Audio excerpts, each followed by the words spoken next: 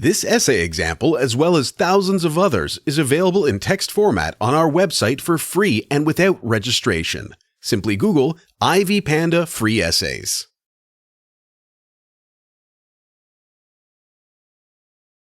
Introduction. The decision on whether to employ import substitution or export promotion to enhance economic growth has been tough, especially in developing countries. The two alternatives are both competitive in their own sense. Therefore, the decision on which strategy is to be used is usually dependent on a country's objectives. Import substitution involves replacing a country's imports with goods and services that are produced domestically. This strategy leads to a decrease in a country's dependence on imports. Economists have associated import substitution with the development of nascent domestic industries. On the other hand, export promotion entails using incentive programs to promote a country's export while encouraging firms and industries to participate in export-related activities. Comparing and contrasting economic development based on import substitution and export promotion. Both import promotion and export substitution have encouraged economic development in various countries. Import substitution has been used to reduce foreign dependency and encourage infant industries development. Industrialization in a country leads to the creation of employment, thus curbing the problem of unemployment. Import substitution reduces a country's vulnerability to drastic changes in the international trade scene. Moreover, import substitution increases the variety of goods and services available to consumers. By use of this strategy, a country is able to reduce the expenditure of foreign reserves on imports. The foreign currency saved can therefore be used for other development projects. Various policies are used to encourage import substitution. Such policies include government subsidies in specific economic sectors, trade protectionism, increased taxation to fund the process of developing internal industries. The use of an import substitution strategy was once adopted by Latin American countries to reduce external dependence and to increase employment opportunities in these countries. However, the use of import substitution as a means of encouraging development has been widely criticized. This is because most of the substitution is usually capital-intensive and therefore contributes very little towards reducing some of the economic challenges facing a country. For protection purposes, capital is usually drawn from areas of competitive advantage to areas of high profits. This, in turn, leads to reduced growth in areas of competitive advantage. Eventually, these economic areas collapse. Protectionism also leads to lower competition among industries, which leads to lower standards and poor consumer goods and services. The use of the import substitution strategy was abandoned by the Latin nations when they realized that it slowed down the rate of economic development in the countries.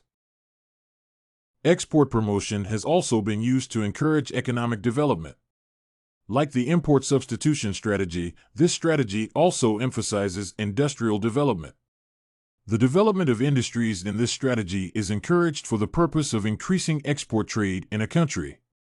By using an export promotion strategy, the production capacity of countries increases, which in turn leads to the development of larger and more efficient industries to cater to the needs of consumers within both the country and those outside the country. Unlike in import promotion, the development of industries in this strategy is through exposure to international trade and not due to government protectionism. In developing countries, the export of labor-intensive commodities is considered a good strategy for economic development. Most industries in these countries can therefore be developed by substituting capital with labor and thus reducing the general cost of production. A reduction in the cost of production will lead to cheaper goods that will encourage exports. Export promotion, like import substitution, has a significant influence on a country's foreign exchange reserves. But unlike in import substitution, where the existing reserve is saved, in export promotion, the foreign exchange reserve increased due to an increase in the amount of international trade being undertaken. A thriving export promotion strategy creates employment just as import substitution does. Moreover, it increases the availability of consumer goods and services within and outside a country's borders. Therefore, a good export promotion program encourages economic development. Various methods are employed to ensure export promotion is successful. These strategies include the use of incentives, the establishment of export protection zones, EPZs, and the use of subsidies. Like import substitution, export promotion is not without criticism. Economists argue that by encouraging export activities, a country is exposed to international market competition. The competition provided by the international industries may affect the nascent industries that are exposed and without protection. This leads to a loss in the future comparative advantage of the infant industries. Such a loss may lead to poor economic development in the future. Therefore, the use of export promotion leads to the exposure of a country's economy to exogenous forces that may lead to crises and economic instability. An excellent example of such a crisis is the global recession that occurred between 2007 and 2010. This global economic recession was caused by overdependence on export trade, and it affected many economies in the world.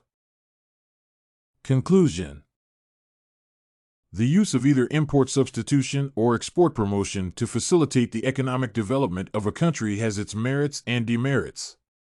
While import substitution provides protection to nascent industries, export promotion exposes these infant industries to competition.